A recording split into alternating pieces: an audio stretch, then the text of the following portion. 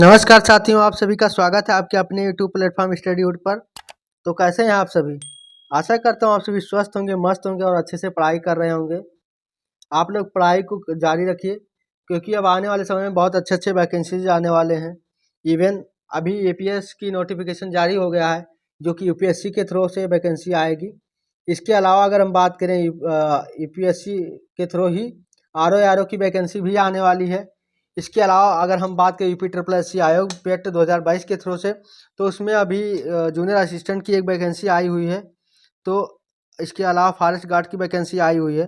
तो और भी सारे वैकेंसीज आने वाले हैं। अगर आप लोग पेट की तैयारी कर रहे हैं तो पेट के लिए भी यह जो क्लास है बहुत ही कारगर साबित होने वाली है। और अगर आप लोग पेट में पढ़ाई में कोताही करेंगे तो आने वाले समय में अगर पेट यूपीट जो है 2023 के थ्रू से जितनी भी वैकेंसीज आएंगी तो उसमें आप लोग वंचित रह जाएंगे उनसे, उसमें फॉर्म ही नहीं डाल पाएंगे।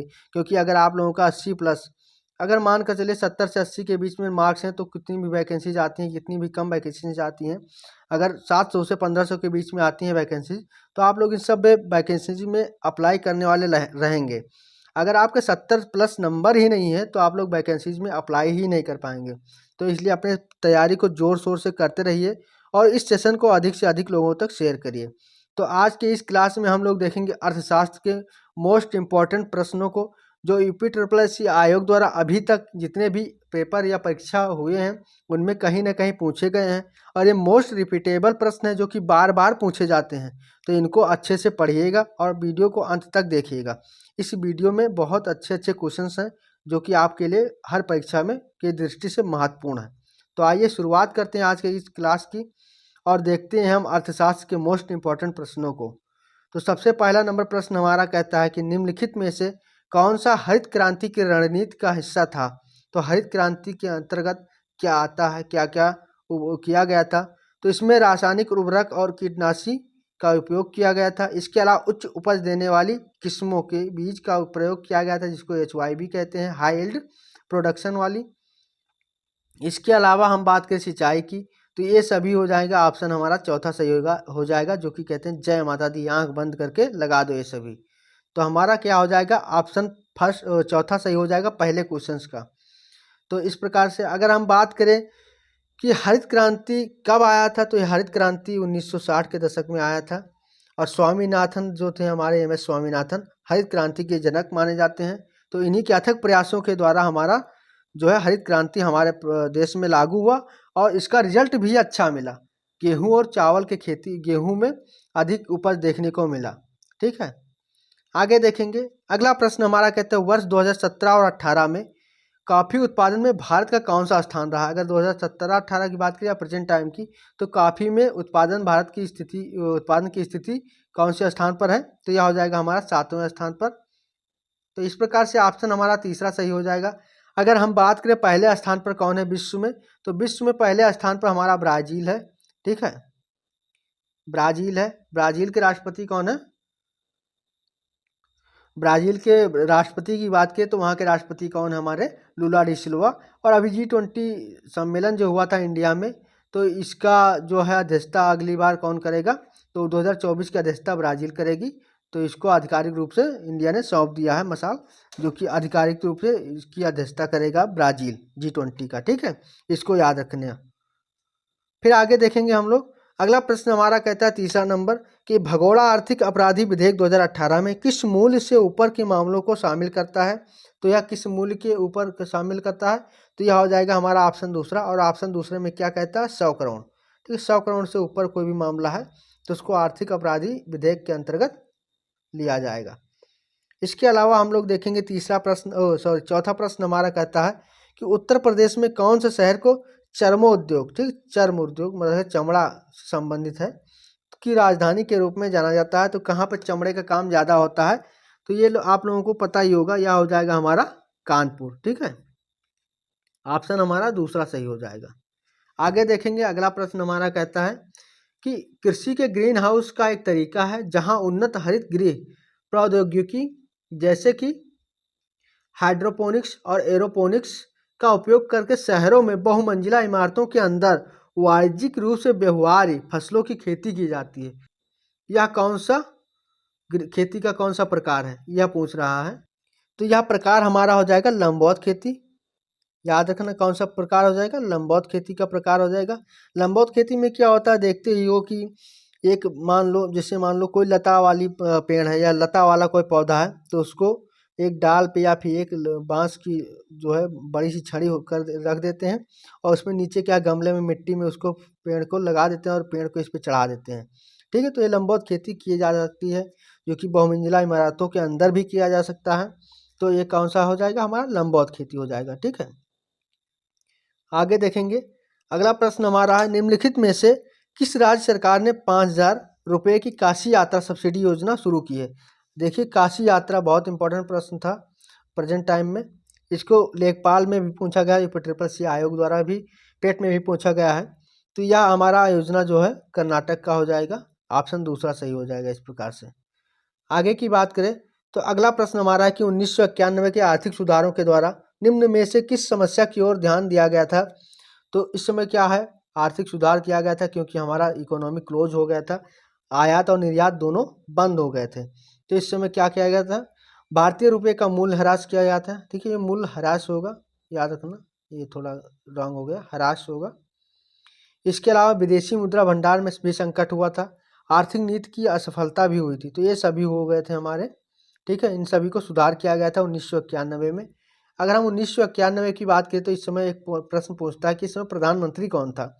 तो इस समय ऑप्शन में आप लोगों को दे देता है कि मनमोहन सिंह, डॉक्टर मनमोहन सिंह। तो डॉक्टर मनमोहन सिंह उस समय वित्त मंत्री थे, और इन्हीं के अथक प्रयासों के द्वारा ये हमारा आर्थिक सुधार संभव हो सका था, और इन्होंने बहुत अच्छा प्रयास किया था और अच्छे कार्य किए थे, जिसकी वजह से हमारा इकोनॉमी फिर से रन किया था और अच्छे से इकोनॉमी चलने लगा था, ग्रोथ करने लगा था।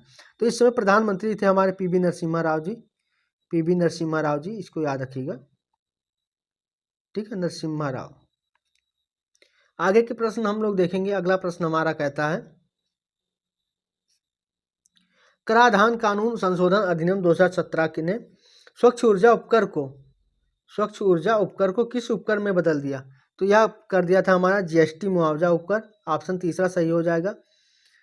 क्योंकि 2017 में क्या हुआ था, 2017 में GST आता है, जिसको गब्बर सिंह टैक्स बोल देते हैं, अर्थात गुड्स सर्विस टैक्स। ठीक है, गुड्स सर्विस टैक्स, सभी सर्विस टैक्स जितने भी जो हैं टैक्स थे, उन सबको मिला के एक टैक्स लेकर आते हैं, जिसको GST बोल देते हैं, जो कि 1 जुलाई 2017 से लागू हुआ था। इसलिए GST दिवस भी 1 जुलाई को मनाया जाता है, इसको भी याद रखना।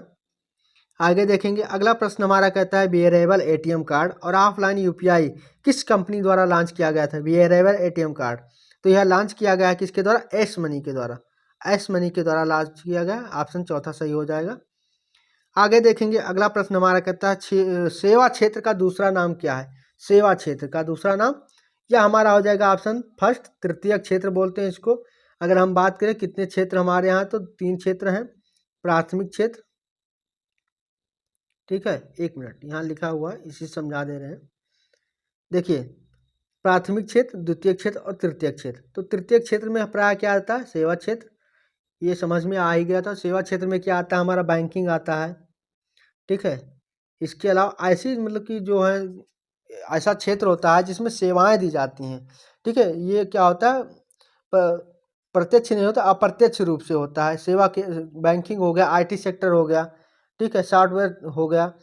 तो सेवा क्षेत्र में इंडिया आगे है, और ये विदेशों को अपना सेवा क्षेत्र बहुत निर्यात करता है यहाँ से। इसके अलावा अगर हम बात करें प्राथमिक क्षेत्र की या द्वितीय क्षेत्र की, तो प्राथमिक क्षेत्र में क्या आता है, तो प्राथमिक क्षेत्र में प्राकृतिक संसाधनों का प्राकृतिक संसाधनों के बारे में अध्ययन होता है। प्राकृतिक संसाधन जो होते हैं उनका यहाँ पे यूज किया जाता है, इसके अंतर्गत रखा जाता है उनको। जैसे क्या है, कृषि हो गया जो, और हो गया मछली पकड़ना हो गया।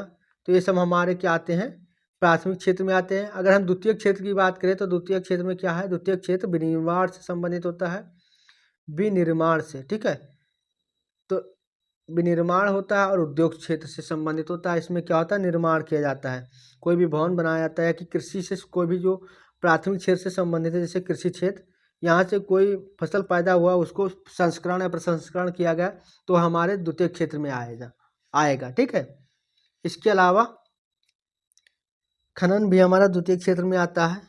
और आगे देखेंगे। अगला प्रश्न हमारा कहता है, 1969 में कितनी प्रमुख निजी बैंकों का राष्ट्रीयकरण किया गया था? तो इसको आगे हम लोगों ने एक क्लास में देखा गया था कि कितने 1969 में कितने बैंकों का राष्ट्रीयकरण किया गया था। तो यह किया गया टोटल 14 बैंकों का राष्ट्रीयकरण। उसके बाद फिर 1980 में राष्ट्रीयकरण होता है, जिसमें 6 बैंकों का राष्ट्रीयकरण किया जाता है।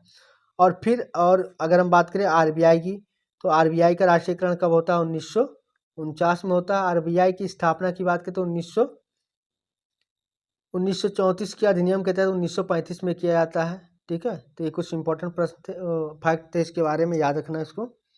आगे देखेंगे, अगला प्रश्न हमारा कहता है कायाकल्प और शहरी परिवर्तन, जिसको अमृत बोल देते हैं, मोस्ट इंपॉर्टेंट प्रश्न है, के लिए अटल मिशन किस मंत्रालय के तहत आता है? तो यह किसके तहत आएगा? तो यह ऑप्शन फर्स्ट सही हो जाएगा हमारा, आवास और शहरी मंत्रालय के अंतर्गत आता है। ऑप्शन पहला सही हो जाएगा। अगर हम बात करें इसको कब लागू किया गया था अमृत योजना को, तो इसको 1 जून 2015 को लागू किया गया था। ठीक है, 2015 को लागू किया गया था। इसके अलावा हमारा 13 नंबर प्रश्न होगा, निम्नलिखित में से किसे भारत में हरित क्रांति का जनक कहा जाता है? तो अभी शुरुआत में ही बताया था हरित क्रांति के जनक किसे कहा जाता है, एम एस स्वामीनाथन को। ठीक है, इनके अथक प्रयासों से 1960 के दशक में हमारे यहाँ भी हरित क्रांति आती है और हरित क्रांति से हमारे यहाँ उपज उत्पादन ज़्यादा होता है। इसके अलावा अगर हम बात करें वर्गीज कुरियन की, तो वर्गीज कुरियन को क्या बोलते हैं? Father of milk. ठीक है, इनके द्वारा श्वेत क्रांति लाया गया था। और सैम पित्रोदा की बात करें तो ये हमारे भारतीय आविष्कारक और दूरसंचार इंजीनियर थे। ठीक है, आगे देखेंगे, अगला प्रश्न हमारा कहता है कि मेक इन इंडिया कार्यक्रम कितने क्षेत्रों पर केंद्रित है? तो कितने क्षेत्रों पर है केंद्रित? यहाँ से एक ना एक प्रश्न जरूर से पूछा जाएगा, तो इसको बहुत ध्यान से पढ़िएगा। तो ये हो जाएगा 25। ठीक है, 25 क्षेत्रों पर केंद्रित है हमारा मेक इन इंडिया। अगर हम बात करें मेक इन इंडिया की, तो मेक इन इंडिया 2014 में आता है, 2014 में लागू होता है। ठीक है, मेक इन इंडिया कार्यक्रम। आगे देखेंगे, अगला प्रश्न हमारा कहता है स्थिरता के साथ विकास के उद्देश्य से निम्नलिखित में से कौन सी पंचवर्षीय योजना की शुरुआत हुई थी? तो यह स्थिरता के साथ कौन सा पंचवर्षीय योजना शुरू हुआ था? तो ऑप्शन कौन सा सही हो जाएगा इसमें? देखेंगे, ऑप्शन हमारा सही हो जाएगा पहला, जिसमें चौथी पंचवर्षीय योजना की बात करता है। अगर हम बात करें पंचवर्षीय योजना कब से शुरू होता है, तो 1951 से शुरू होता है। और पहला पंचवर्षीय योजना 1951 से 1956 तक रहता है। ठीक है, अगर 1956 तक रहता है। अगर हम बात करें पहले पहले पंचवर्षीय योजना की, तो यह कृषि पर आधारित था। इसके बाद दूसरा होता है हमारा जो है 51 से 56 तक, जो कि हमारा किस पे आधारित होता है? उद्योगों पर। और फिर तीसरा होता है 56 से 61 तक, तो इसको याद रखना। आगे देखेंगे हम लोग अगला प्रश्न हमारा कहता है 2019 में किस चाय कंपनी ने भारत में अब तक की सबसे महंगी चाय प्रेक्षण की है? तो कौन सा की है, प्रक्षेपण किया है इसको? यह हो जाएगा हमारा टी बॉक्स चाय का नाम हो जाएगा, टी बॉक्स। ऑप्शन दूसरा सही हो जाएगा। अगले प्रश्न की ओर बढ़ेंगे हम लोग। अगला प्रश्न हमारा कहता है भारत में आर्थिक सुधार 1991 के दौरान प्रधानमंत्री कौन थे? अभी बताया था ना, मोस्ट इंपॉर्टेंट प्रश्न है। उस समय कौन प्रधानमंत्री थे? पीवी नरसिम्हा राव जी। ठीक है, और वित्त मंत्री हमारे डॉक्टर मनमोहन सिंह जी थे। आगे देखेंगे, अगला प्रश्न हमारा है 100 रुपये का नोट किसके द्वारा हस्ताक्षरित होता है? तो यह होता है हमारे किसके द्वारा? आरबीआई गवर्नर के द्वारा। ठीक है, याद रखना, मोस्ट इंपॉर्टेंट प्रश्न है, आरबीआई गवर्नर के द्वारा होता है। अगर हम बात करें वित्त सचिव की, तो ये 1 रुपये के नोट में हस्ताक्षर करता है। इसके अलावा अगर हम आरबीआई की बात करें, तो अभी आरबीआई बताया था कि 1934 अधिनियम के तहत 1935 में इसकी स्थापना होती है। ठीक है, और यह हमारा सेंट्रल बैंक है इंडिया का, भारतीय रिजर्व बैंक जो है सेंट्रल बैंक कहलाता है, केंद्रीय बैंक है।